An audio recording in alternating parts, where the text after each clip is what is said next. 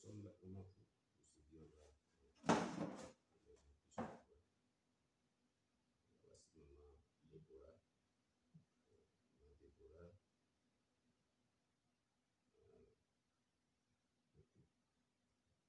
Vas-y. Alors, nous sommes là ce matin dans la prière matinale. Alléluia. Voilà, parce que, comme je le disais, pendant le jeûne des 12 jours qu'on a eu dans le mois d'août, du 20 août jusqu'au 31 août, voilà, nous avons jeûné et prié ici. Et à un certain nombre de jours, un jour aussi, pendant qu'on priait intensément dans l'après-midi, la fille de maman Déborah a eu une vision. Elle dit, pendant qu'on avait les yeux fermés, qu'on priait, elle est tombée dans la fosse de l'enfer, dans le trou de l'enfer. Et il y a une main qui est venue la lever de l'enfer. C'est-à-dire, Jésus est venu la sauver de l'enfer. Elle dit, dedans, il y avait, c'était noir, les gens pleuraient. Les gens étaient en pleurs, les gens souffraient. Et puis, Dieu l'a enlevé. Et le Seigneur lui a dit, si tu ne changes pas ton caractère, c'est ici que tu vas descendre. Cette vision est encore sur la chaîne. Il y a de cela quelques jours. Et je lui ai dit ici, comme j'ai parlé, je l'ai interviewé ici, je lui ai dit, qu'est-ce qu'il faut faire? Qu'est-ce que tu as à nous dire? Toi qui as vécu sur nous, on est en train de prier. Elle dit, c'est qu'elle doit changer son caractère pour ne pas qu'elle tombe là-bas. Il dit, bon, que tout ce message-là, ça s'adresse à tout le monde, voilà. C'est ça, elle dit, la première personne à faire ça, c'est qui? Elle dit, c'est elle. Elle a dit, et prenez les gens ici en témoin. Amen. Mais jusque-là, elle n'a pas encore changé son caractère. Jusque-là, le de Dieu, elle ne prend pas ça aussi à cœur. Il y a deux choses que Dieu lui a reprochées là. Jusque-là, elle ne le fait pas comme il se doit. Et elle a eu aussi plusieurs fois des personnes qu'elle ne connaisse pas, qui la trouvent dans son coin où elle fait son commerce là, qui lui parle de la part de Dieu. Dieu dit que tu es un servant de Dieu. Mais si tu ne changes pas ton caractère, qui ne t'engage pas de servir là, toi tu as devenu folle, toi tu as devenu quelque chose comme ça. Bon. Mais jusque-là, il ne change pas, elle ne s'engage pas. C'est ainsi que hier, dans mon entretien, sa maman m'a dit comme ça que maman Esther a eu une vision, un songe, un message pour elle. Après son entretien, elle lui a donné, maman, il faut réexpliquer ce que tu étais en train de dire. Voilà. Bon, je disais que hier, maman Esther a eu un entretien avec Mélissa. Moi, je n'étais pas là. Et elles ont duré beaucoup. Parce que j'ai même les trouvé. Après, quand maman partait et je l'ai accompagnée, elle accompagne maintenant, on est arrivé devant là-bas. Elle me dit qu'elle a eu un songe, bon, je me rappelle plus, mais c'est un songe ou une vision. Que le Seigneur lui a dit qu'elle va enlever Mélissa quand elle va dormir. Elle va l'enlever. C'est pas malade. Il va l'enlever, c'est-à-dire, il va l'enlever de la terre. Oui. Elle va mourir. Elle va mourir. Dans son songe, elle va mourir. Ah, comment il va l'enlever. Il va l'enlever dans son songe quand il va l'enlever quand elle va dormir. Voilà. Donc, elle m'a dit comme ça. Mais elle a dit que Dieu a dit, à cause de son manque de pardon, son incrédulité et sa désobéissance, Ce manque d'engagement pour l'œuvre de Dieu et désobéissance à sa voix, parce que il y a des fois quand il lui parle, elle ne dit pas. Elle laisse sa voix seule. Parce qu'elle sait que le message, ça la concerne. Et le message est fort. Donc, il y a des fois, elle ne dit pas. Donc, quand elle m'a dit ça, elle dit, maman Esther, aide-moi. On va plaider auprès de Dieu. Que moi-même, le message que tu viens de me dire là, c'est fort pour moi. C'est fort. Vraiment. Donc, j'ai commencé à tomber sur moi et dit, aidez-moi. Si c'est pour prendre le jeûne, pour que je plaie auprès de Dieu, pour lui demander pardon, pour que vraiment le Seigneur n'a qu'à avoir pitié de Mélissa. Et il touche son cœur pour qu'elle puisse vraiment faire son œuvre. Vraiment, il faut qu'il le fasse. Donc, j'ai vraiment, ça m'a fait peur, ça m'a fait pitié pour sa vie. Voilà. Et c'est ça que j'ai dit à mon maître, c'est qu'un jour, le Seigneur m'a dit que tout ce qu'elle est en train de vendre, elle est en train de faire, c'est inutile. Elle ne peut pas progresser. Elle ne peut pas progresser dedans. Elle ne peut pas avoir quelque chose dedans. Parce que la désobéissance qu'elle est faite à Dieu, Dieu est en train de lui montrer que c'est lui Dieu qui l'a créé. Donc, j'ai relaté aussi, moi aussi, Dieu aussi m'a parlé sur elle. Donc, j'ai dit ça à maman Esther. À chaque fois, moi, je lui dis, mais tu as fait commerce, tu ne vas jamais même avoir 5 fois même payer médicaments pour te soigner. Tout l'argent que tu vas gagner là, tu ne vas même pas gagner même. Toujours tu vas tomber à cause de ta désobéissance à la voix de Dieu ou à l'engagement du fait de Dieu. Ce n'est pas bon. Et Dieu t'interpelle. Elle ne veut pas écouter la voix de Dieu. Elle ne veut pas faire l'œuvre de Dieu comme c'est toi. Vraiment, moi-même là, ça me fait mal. Donc j'ai dit à mon mère, vraiment, elle a m'aider, vraiment plaider auprès de Dieu pour Mélissa. Que sa vie même, c'est pas bon. Donc c'est un peu ça. D'accord. Mais aussi, avant qu'on arrive là à ce niveau, voilà, il faut dire que plusieurs fois elle-même, elle voulait quitter ici pour partir d'ici. Mais le Seigneur l'a toujours dit que si elle part d'ici, elle mourra et elle ira en enfer. Depuis qu'ils sont venus ici, chaque fois, elle s'énerve, elle dit elle veut partir d'ici. Elle veut partir d'ici, elle veut partir d'ici. Mais chaque fois qu'elle dit ça, le Seigneur vient lui parler pour dire, si tu quittes ici, que tu vas là, tu mourras là où tu es allé là, et tu iras en enfer. Et même ce petit garçon-là, il a inclus que Dieu lui a parlé de dire à sa maman plusieurs fois, n'est-ce pas? Oui, c'est son dernier là. Comment il s'appelle là? Il s'appelle Paki. Donc un jour, la nuit, elle a fait bagage, elle a caché un petit valisette là. Donc elle a caché. Moi je ne savais même pas même. Oui. Donc on est venu faire le culte, je suis parti. C'est pas qui m'a appelé, qui dit, ah quand Mémé, Mélissa a fait bagage, ma maman a fait bagage qu'elle veut voyager. Je dis, ah, voyager comment? Elle dit, c'est vrai, viens voir. Le petit a tapé ma main, il m'a envoyé, il a soulevé, il m'a montré la valise. J'ai regardé dedans, effectivement c'était vrai. Donc son enfant dit que si ma maman voyage demain, elle va faire accident. Elle va mourir. Donc l'enfant lui est parti dire à sa maman que si tu voyages demain, tu vas faire accident, tu vas mourir. Donc ça l'a découragé. C'est ça que c'est venu vous dire ici, là, puis voilà. Donc ça l'a découragé. À chaque fois, elle se plaint, je m'en vais. Elle-même, Dieu lui parle pour dire que si tu quittes ici, tu arrives là-bas, tu vas, où tu t'en vas là, il va te frapper là-bas jusqu'à la mort. Tu vas mourir. Quand c'est comme ça, je pleure auprès de Dieu jusqu'à. Je pleure que pardon à sa place. Son premier garçon là aussi, pareil, il dit que si sa maman voyait, sa maman va mourir. Elle-même, Dieu l'a dit aussi.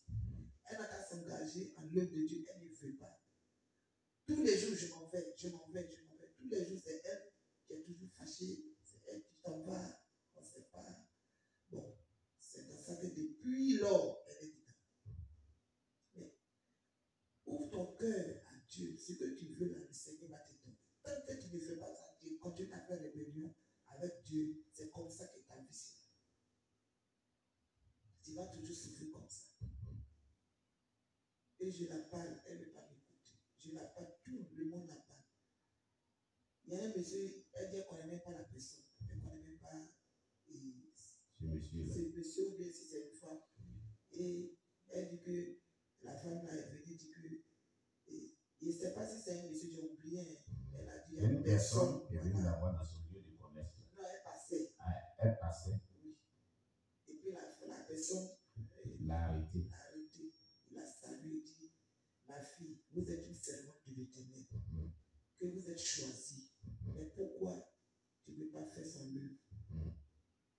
Le Seigneur est fâché contre toi, mais il va te frapper à la folie. À la folie. Oui. Et c'est sorti de sa propre bouche. Mais jusque-là, qu'est-ce qu'on fait? Elle ne veut pas s'engager à servir de Dieu. Elle dit qu'on n'est pas un serviteur de Dieu. Il est venu dans son travail là-bas. Dans son lieu de commerce. Le monsieur lui a dit, ma fille, le Seigneur t'aime. Il t'a choisi de faire son œuvre. Pourquoi tu refuses? Les gens meurent à cause de toi. Mais pourquoi tu ne veux pas faire son œuvre? Tu vas mourir à cause de la désobéissance. Donc, la personne le pasteur lui a dit ça. Il y a des hommes de Dieu encore qui sont en train d'évangéliser. Ils l'ont vu, ils sont rentrés là-bas, ils sont allés lui dire encore que tu es rebelle avec Dieu. Mais Dieu va te frapper parce qu'il t'a choisi. Tu es élu de Dieu, mais toi-même là, tu ne veux pas t'engager. Tu te préoccupes de ton argent, de tes choses, donc tu t'en fous de Dieu parce que. Mais ça va, un peu de temps, tu vas arrêter de vendre. Un peu de temps, tu vas arrêter de vendre. Mais elle n'a pas demandé pourquoi je vais arrêter de vendre. Elle a laissé, elle a banalisé ça. Jusqu'à présent, rien. Son commerce ne va plus. Son commerce ne va pas. Ça ne marche Elle plus. va jusqu'à elle vient. Elle ne gagne plus rien, comme avant. Comme avant. Il n'y a rien. On peut payer, mais elle peut se retrouver. Il n'y a pas l'argent. Il n'y a pas. Si elle gagne au moins 3 000 ou 4 000 aussi, c'est maladie qui vient. Elle pourrait payer les médicaments. En tout cas, il n'y a pas de. Il n'y a pas de suite. Oui. Elle tourne seulement. Elle tourne seulement. Elle tourne seulement. Un jour, moi je l'ai appelé, je lui ai fait asseoir. Il l'ai fait asseoir et il me dit ça.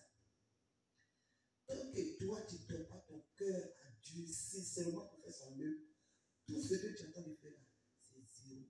Tu ne vas jamais garder quelque chose sur toi. Je lui ai dit ça. Mais elle ne m'écoute pas. Tant que tu ne fais pas pour Dieu, Dieu ne peut pas faire pour toi. Amen. Je lui ai dit ça. Il faut obéir ce que le Seigneur te dit de faire. Son œuvre. Il sait pourquoi il t'a choisi. Mais tu ne veux pas. Tu ne veux pas. C'est plus. Amen. Que Dieu te fortifie, maman. Cette maman, quand elle était au Gabon, le Seigneur lui a dit de venir ici en Côte d'Ivoire. Que c'est ici, maman, le message que Dieu t'a donné. Pourquoi tu as envoyé tes enfants ici, puis toi-même tu es venu ici? Oui. Un jour, quand j'étais au Gabon, le matin, j'ai pris le balai, je balayais. Premier, j'étais assis sur mon lit. Et puis j'ai entendu une voix qui me dit, c'est Agaïwa. Tu vois, c'est Agaïwa. Quand il m'a montré son serviteur, moi je ne connais pas le pasteur. Mais quand il m'a montré son serviteur, il m'a dit, c'est Agaïwa. Tu vas aller et faire mon œuvre. Ma famille va venir. Ma famille va venir. Agaïwa.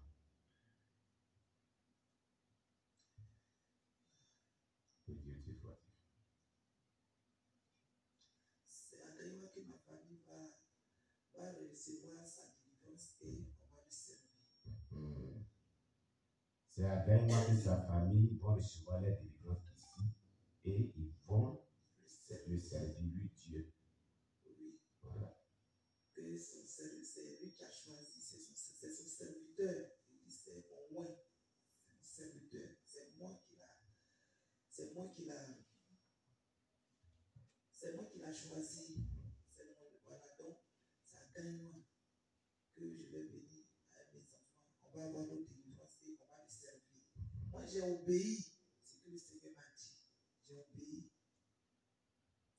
Mais mes enfants ne veulent pas écouter. Je les parle, ils ne veulent pas écouter.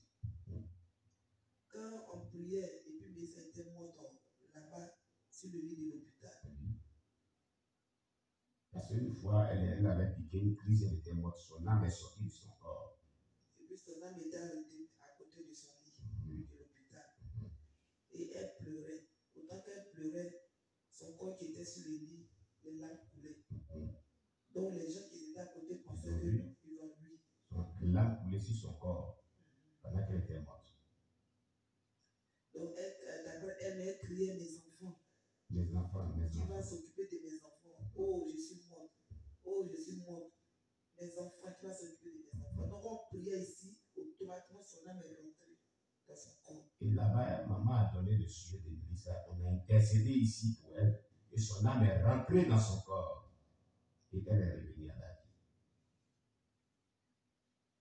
Elle est revenue à la vie. Mais tout ça, ça n'interpelle pas pour vous engager dans l'œuvre de Dieu. Donc, vraiment, tout ça, ça me fait mal. Ça me donne la tristesse. Comment je vais faire? Je parle où je parle. Je parle où je parle. Je ne sais même pas s'il n'y a que Dieu lui-même qui peut vraiment intervenir dans ça. Donc, c'est plus ça. Que Dieu te fortifie, maman. Que Dieu te fortifie. Vraiment, voici ce que notre maman Déborah est en train de vivre dans sa maison avec sa fille Mélissa. Comme elle vient de le dire, il n'y a que Dieu qui peut intervenir. Nous allons intercéder, comme c'est un jour de jeûne aussi, que chaque personne prend à cœur ce sujet de notre bien-aimée Mélissa. Elle a une grande destinée, une grande servante de Dieu. Mais elle est en train de lutter à l'incrédulité avec Dieu. Et c'est pas bon. Elle est en train de lutter à l'incrédulité avec Dieu, c'est pas bon. Donc nous allons vraiment plaider et demander pardon à Dieu, afin que Dieu puisse la pardonner. Dieu puisse la pardonner et que Dieu puisse la reprendre. Alléluia.